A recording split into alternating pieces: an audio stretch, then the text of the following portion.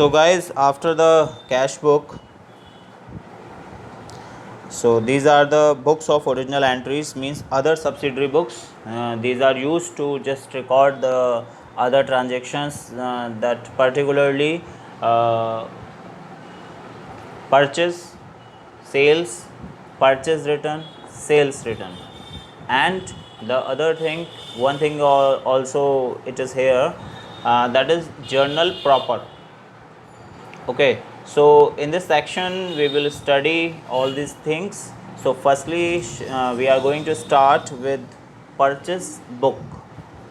Okay, so here's the definition of it, means purchase book, or you can say purchase journal.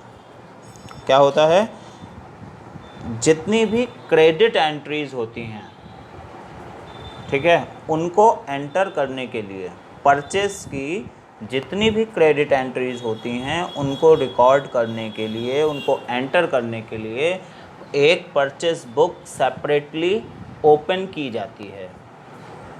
ठीक है, मतलब क्या हुआ कि अगर आप कैश बुक, जैसे अभी आपने स्टडी किया कैश बुक को, तो उसको आप मेंटेन करना सीख गए हैं, तो कैश बुक में क्या एंट्री कर रहे थे आप, जिन भी ट्रांजैक्शंस में कैश या फिर बैंक से रिलेटेड ट्रांजैक्शंस हुए हों, ठीक है, मींस कैश इन्वॉल्व हुआ हो या बैंकिंग ट्रांजैक्शन इन्वॉल्व हुए हों, आप सिर्फ कैश बुक में वही एंट्री करते हैं, कभी भी क्रेडिट की एंट्री नहीं करते हैं। उधार में कुछ भी अगर आपने बेचा या ख़रीदा है, तब आप वहाँ पर कैश बुक में एंट्री नहीं करते हैं, तो फिर वो एंट्री कहाँ की जाएगी, उसके लिए सेपरेट बुक्स बनाई जाती हैं, इसलिए इनको सब्सिडरी बुक्स कहते हैं। ठीक है, मीन्स जो भी आपने परचेस किया है उधार में, ठीक है, क्रेडिट में जो परचेस किया है, उसको एंटर करने के लिए आप परचेस बुक को यूज़ करते हो। ठीक है, so you can read it here, it is written over here. All credit purchases of merchandise are recorded in it. Okay, all credit purchases. Purchase other than goods, such as purchase of an asset like office equipment, building, etc. are not recorded. ठीक है, इसको ध्यान रखना, office equipment, building या किसी भी तरीके की कोई एसेट आपने परचेस की है तो आप यहाँ पर उसकी एंट्री नहीं करेंगे। ठीक है, यहाँ पर सिर्फ आप गुड्स की एंट्री करते हैं। गुड्स का मतलब हुआ कि जब आप क्वेश्चन आपके सामने होता है तब आप वहाँ पर देखेंगे कि आप बिजनेस किस चीज़ का कर रहे हैं। ठीक है, वो क्वेश्चन देखने में पता चल जाएगा।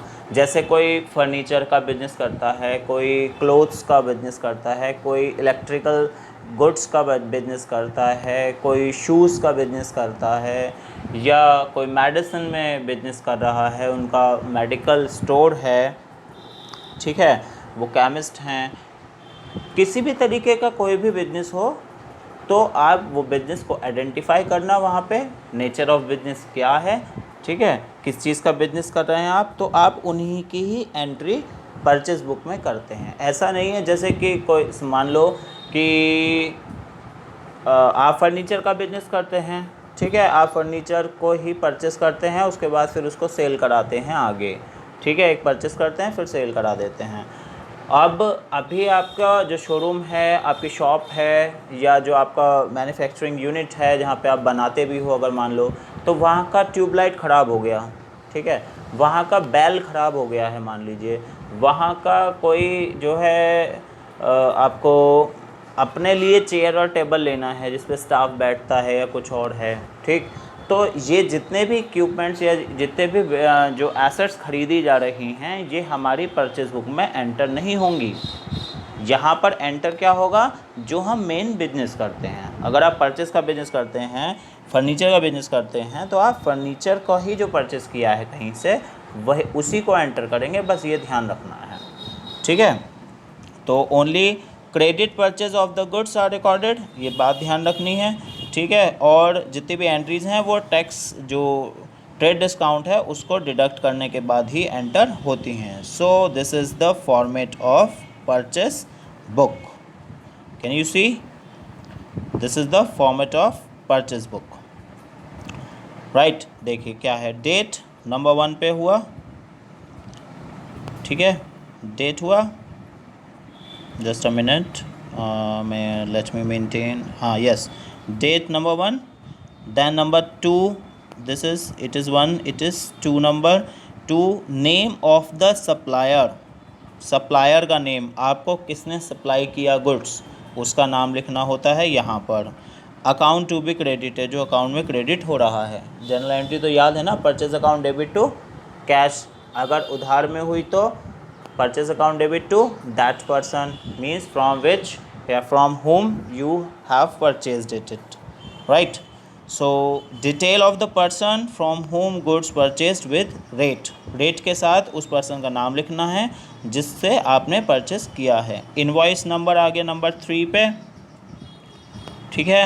LF नंबर 4, नंबर 5 पर detail, detail means value of the good, कितने का प्रोडक्ट बना आपका, ठीक है। And the total amount, here it is written over like this, this is 6th number, ठीक है, दिस इज 6th।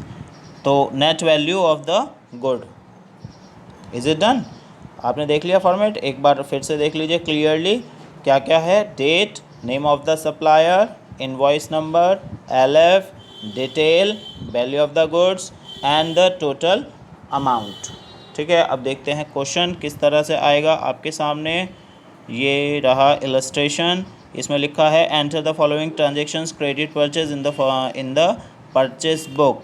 अभी आप देख रहे हैं इस क्वेश्चन को, तो देखिए ब्रॉट हरी से ख़रीदा है 5 तारीख को, क्या क्या ख़रीदना है पहले वो देख लेते हैं जल्दी जल्दी इनके नाम में, तो ये तो एज इट इज़ जाने हैं। कोटिंग, शर्टिंग, फिर कोटिंग फिर शर्टिंग ख़रीदी है 7 तारीख को, फिर 25 डेट को शर्टिंग, वुलन, कोटिंग, ठीक है, ट्रेड डिस्काउंट 10% का लगा था, ठीक है। फिर गणेश से ख़रीदा है आपने सुलभ टेरिकॉट एंड जनता साड़ीज से और साड़ीज़ ख़रीदी हैं 200 रुपीज़ पर पीस पे होगा ये, ठीक है। And then after the 31st date को purchase of machinery from Ram on credit 5000 rupees की। अब बताओ इस एंट्री को, अब जो आपने पूरी एंट्रीज देख ली हैं क्या क्या हैं, ठीक है। यहाँ सभी जगह पर शूटिंग और कोटिंग की बात हो रही है, इसका मतलब वो टेलरिंग का या फिर क्लॉथ्स में बिजनेस करते हैं, ठीक है, उनका क्लॉथ हाउस है, और या फिर वो एक टेलरिंग का बिजनेस करते हैं, या वो बना कर देते हैं, या बने बनाए जो कोट्स हैं, सूट्स हैं, शर्ट्स हैं, उनको ख़रीदते हैं और आगे फिर बेच देते होंगे। इसका मतलब उनका बिजनेस कपड़े से रिलेटेड हो गया है। लेकिन 31st डेट को जो एंट्री हुई है वो है purchased machinery from Ram, Ram से एक मशीन परचेज की जा रही है। So is it to be entered here, ये क्या करना चाहिए इसको एंटर या नहीं करना चाहिए? राइट आंसर, नहीं करना चाहिए, क्योंकि ये एक मशीनरी है और मशीन से यहाँ परचेज बुक का कोई मतलब नहीं है। इसकी एंट्री जो है वो मशीन अकाउंट में ही होगी और आपने इसकी एंट्री जर्नल में भी कर ली होगी। हम यहाँ पर सिर्फ अपनी परचेज चेक कर रहे हैं कि रॉ मटेरियल कितना परचेज़ किया गया है। जो परचेज डिपार्टमेंट होता है वो ये काम करता है कि आपने रॉ मटेरियल कितना परचेज़ किया और वो कितने अमाउंट में, किस यूनिट से, किस रेट से परचेज़ किया गया और उसको फिर आगे कैसे डिलीवर करा जाना है। राइट, तो अब देखते हैं 1 by 1 the solution of it. देख लीजिए आपने 5 तारीख को एंट्री हुई है, 7 तारीख को हुई है, 25 डेट को हुई है और फिर 31st डेट को हुई है। अलग अलग चीज़ें खरीदी गई हैं, कैसे देखिए 50 metre cloth, 50 metre of coating 40 rupees per metre के अकॉर्डेंस पे परचेज़ किया गया, तो आप मल्टीप्लाई करके इसका रेट पता कर लेंगे। 2 pieces of 48 metre shirting, 2 pieces 48 metre shirting के 20 रुपीज़ पर मीटर पे परचेज़ किए गए हैं, ठीक है।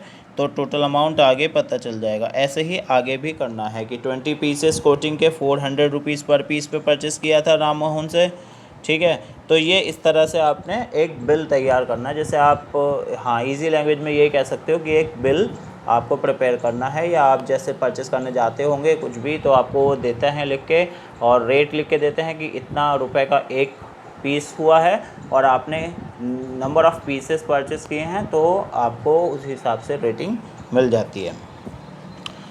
ओके, देखिए अब इसका सॉल्यूशन पे चलते हैं। फर्स्ट एंट्री डेट नंबर 1 पे आ गया, डेट राइट। फिर नेम ऑफ सप्लायर्स यहाँ लिखेंगे हम, LF जो वॉइस था, इनवॉइस नंबर, LF डिटेल जो अमाउंट है और टोटल अमाउंट कितना उससे परचेस हमने किया। ठीक है, देखिए 5 जनवरी को हरी एंड कंपनी कोलकाता से हमने 50 metre of coating 40 rupees per metre पे परचेस की थी, तो आपने मल्टीप्लाई किया तो अमाउंट कितना बन गया 2000।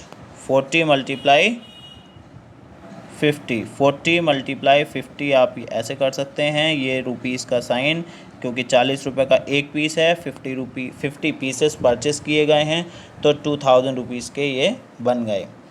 ठीक है, आप चाहें तो ब्रैकेट में इसको लिख सकते हैं या फिर डायरेक्टली शो कर सकते हैं। फिर 2 पीसेस 48 मीटर शर्टिंग के परचेस किए हैं 20 रुपीज़ पर मीटर का रेट था।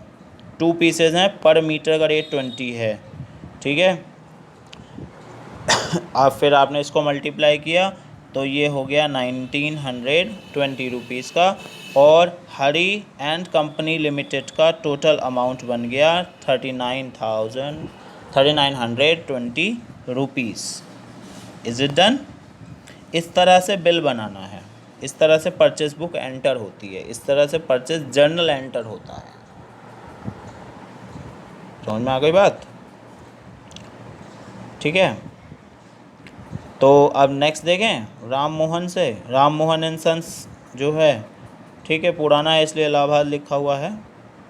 20 पीसेस कोटिंग परचेस किया आपने 400 पर पीस पे, अमाउंट कितना बन गया 8000। 10 पीसेस ऑफ शर्ट 250 पर पीस का रेट था तो 2500 अमाउंट बन गया। तो राम मोहन से हमने टोटल परचेस कितना किया 10,500 रुपीज़ का। डन। आगे देखो Mohan and company, Mohan and company से आपने क्या क्या परचेस किया है देखिए, 40 पीसेस शर्ट के 400 रुपीज़ पर पीस, अमाउंट यहाँ आ गया।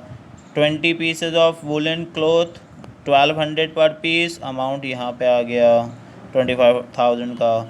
60 पीसेस ऑफ कोटिंग 500 रुपीज़ पर पीस, 30,000 का अमाउंट ये आ गया। ठीक है, आपने टोटल कर दिया इसका। ठीक, और इस पर ट्रेड डिस्काउंट था, ट्रेड डिस्काउंट आपने माइनस करवाया, ये ट्रेड डिस्काउंट है, 70,000 पे ट्रेड डिस्काउंट चार्ज किया तो 7,000 रुपीज़ माइनस किया, तब इसका अमाउंट 63,000 रुपीज़ तैयार हो गया। Is it done? ठीक है, अब इसके बाद आता है नेक्स्ट पॉइंट। नेक्स्ट पॉइंट आता है क्या कि आपने टोटल परचेस कितना किया, तो 1 2 3 तीनों अमाउंट्स को ऐड किया तो 77,420 रुपीज़ आपका टोटल अमाउंट हो गया। ठीक, 31st डेट को आपने वो वाली एंट्री पास नहीं की है जिसमें आपने एक मशीनरी परचेज़ की थी, क्योंकि यहाँ पर परचेज़ बुक में उसका कोई मतलब नहीं है, यहाँ हम अपने गुड्स को ही एंटर कराते हैं।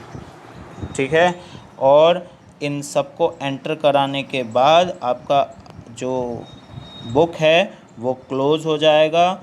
ठीक है, ये जो टोटल हुआ है यहाँ पे, ठीक है, इस टोटल हो जाने के बाद डबल लाइन से आपने एंटर किया, मीन्स क्लोज़ कर दिया। डबल लाइन का मतलब ही होता है कि आप अमाउंट के बाद, इस अमाउंट के बाद आगे कुछ नहीं करने वाले हैं।